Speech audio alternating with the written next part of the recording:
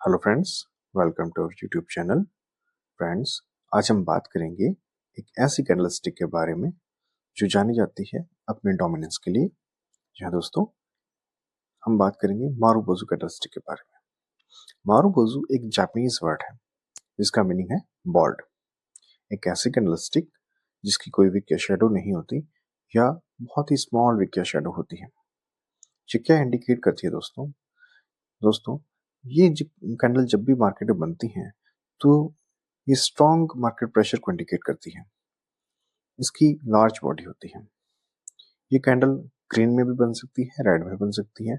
Means ये buying side की candle भी बन सकती है और सेलिंग साइड भी बनती है। जब भी कैंडल मार्केट में बनती है तो जिस भी कलर की कैंडल बनेगी उस साइड के सेंटीमेंट को, स्ट्रॉन्ग सेंटीमेंट को ये दिखाएगी। कैसे दिखती है कैंडल? ये एक बड़ी सी कैंडल होगी जिसकी स्ट्रॉन्ग बॉडी होगी, जिसकी कोई विक नहीं होती है, जिसको बोलते हैं मारुबोजू कैंडल।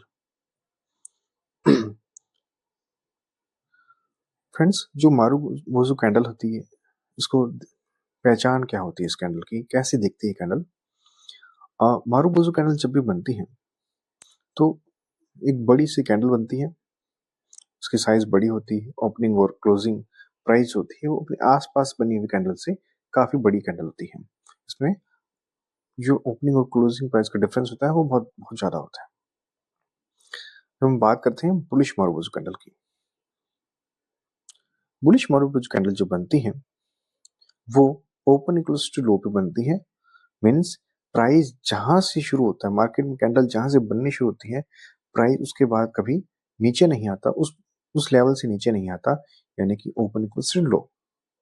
और कैंडल जहां खत्म होती है, प्राइस जहां हाई पॉइंट टच करता है, बस वहीं कैंडल खत्म हो जाती है। यानी कैंडल में कंटिन्यू बाइंग प्रेशर बना रहता है, कैंडल वापस नीचे नहीं आती उस लेवल से।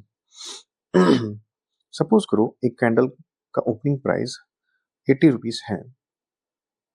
उसके बाद वो कैंडल कभी 80 रुपीज के नीचे, उस दिन का प्राइस या जो भी कैंडल टाइम फ्रेम बनी है उस टाइम फ्रेम में, सपोज करो हम डेली टाइम फ्रेम की बात करें, डेली टाइम फ्रेम में जब मार्केट ओपन होता है उस समय उस कमोडिटी का, पर्टिकुलर कमोडिटी प्राइस 80 रुपीज है। 80 रुपीज के ओपन होने के बाद मार्केट 80 रुपीज या वो कमोडिटी 80 रुपीज के नीचे आई नहीं और कंटिन्यूस में बाइंग प्रेशर देखने को मिला।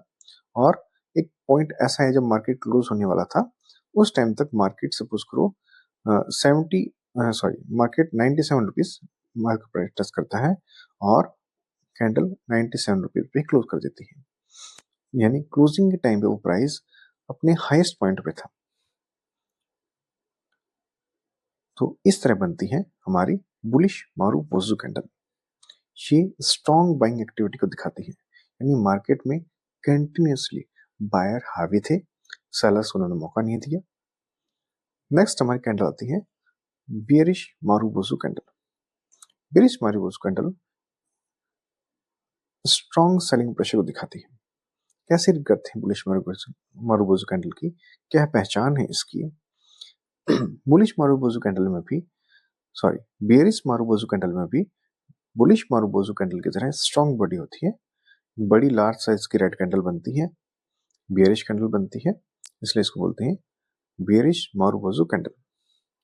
Bearish marubozu candle open equals to high पे बनती है और क्लोज जो होता है वो एकदम लो पॉइंट पे इसका क्लोज होता है। ओपन इक्वल्स टू हाई का मतलब ये होता है कि जब मार्केट ओपन होता है उस टाइम जो इसका प्राइस होगा वो हाईएस्ट होगा। यानी मार्केट में जहां से ओपन हुई वहीं से प्राइस गिरना शुरू हो गया और डे एंड पे आते आते मार्केट ने जो लो लगाया वहीं पे मार्केट प्राइस क्लोज हो गया। तो सपोज करते हैं किसी एक दिन मार्केट का ओपनिंग प्राइस या कमोडिटी का ओपनिंग प्राइस मार्केट खुलने के टाइम पे 110 रुपीज था। उसके बाद मार्केट में हैवी सेलिंग देखने को मिलती है और प्राइस कंटिन्यू नीचे जाता है और एक टाइम ऐसा आता है जब मार्केट क्लोज होने वाला होता है, इस टाइम तक प्राइस 70 रुपये होता है और मार्केट 70 रुपये पे आके क्लोज हो जाता है। यानी कि इसके ऊपर जाने की मार्केट कोशिश नहीं करता है, यानी कि क्लोजिंग जो है इसकी 71 या 72 पे नहीं होती, बल्कि अपने लोवेस्ट लेवल पे मार्केट क्लोज होता है। ओपनिंग एकदम हाईएस्ट पॉइंट पे होती है, कंटिन्यू सेलिंग आती है, मार्केट अपने लोवेस्ट लेवल पे आके क्लोज होता है। इसको बोलते हैं बियरिश मारुबोजू कैंडल।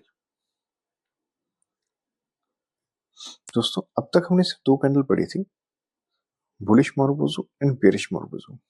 अब तक हमें जो कैंडल पढ़ी थी उनमें किसी प्रकार की विक नहीं थी, तो उनमें कोई विक नहीं थी, इसलिए नो विक या मारुबोजू फुल। कोई विक नहीं थी यानी पूरी पूरी बॉडी थी, इसलिए उसका नाम हुआ मारुबोजू फुल। सपोज करो किसी कैंडल में बहुत ही स्मॉल विक हो, आप देख सकते हैं ये कैंडल है, बड़े साइज की कैंडल है, इसमें एक बॉटम में एक छोटी सी विक है, तो क्या ये मारुबोजू कैंडल नहीं होगी? ऐसा नहीं है दोस्तों।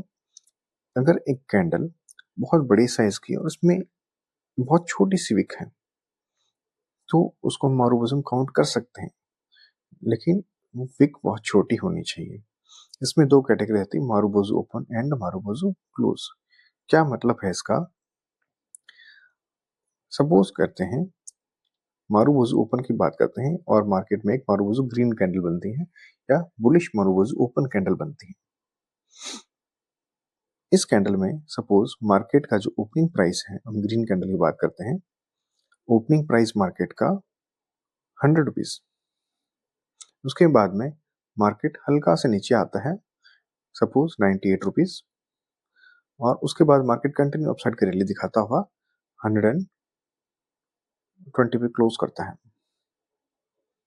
मार्केट 100 रुपये में ओपन होता है, 120 पे क्लोज करता है और मार्केट स्लाइटली नीचे आता है, लेकिन उसके बाद वो बहुत ज़्यादा नीचे नहीं आता और 98 रुपीज़ के लो लगाते हुए अप साइड में रैली करता है और मार्केट अपने हाईएस्ट पॉइंट पे जाके क्लोज होती है।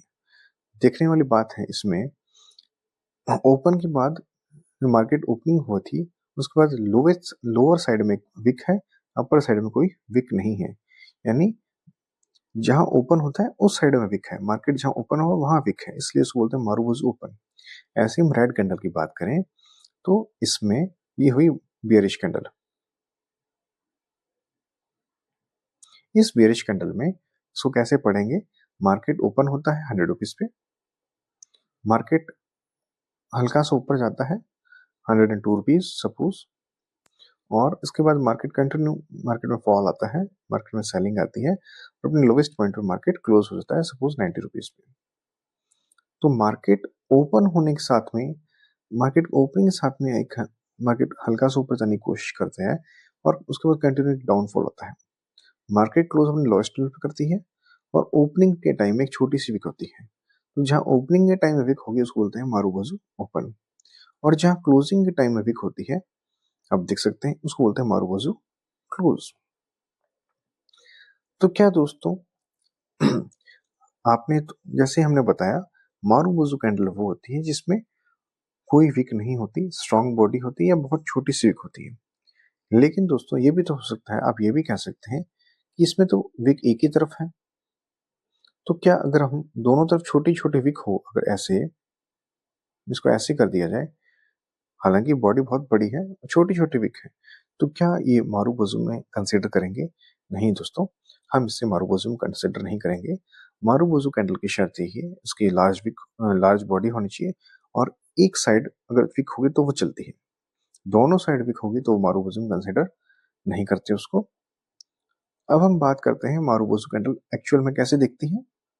एक चार्ट का एग्जांपल है जिसमें मार्केट एक अप ट्रेंड में था और एक यहाँ पे कंसोलिडेशन हुआ, और इस कंसोलिडेशन के बाद में एक मार्केट ने स्ट्रॉन्ग ग्रीन कैंडल बनाई और इसमें कोई विक नहीं, आप देख सकते हैं इसमें कोई विक नहीं है, ना लोअर साइड में ना अपर साइड में है, और एक बुलिश मारुबोजू कैंडलस्टिक पैटर्न का एग्जांपल ये है, और इसके बाद मार्केट ने अप साइड में एक रैली दी है। वैसे ही हम एक एग्जांपल देखते हैं, मार्केट एक डाउन ट्रेंड में था,